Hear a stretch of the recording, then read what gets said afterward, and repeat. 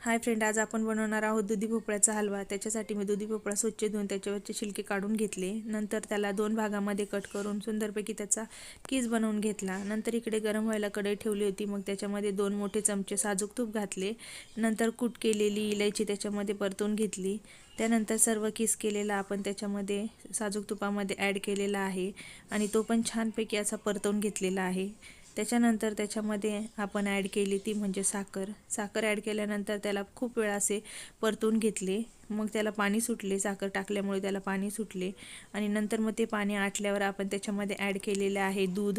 बघू शकता तुम्ही किती छान वाटतो आपला हलवा।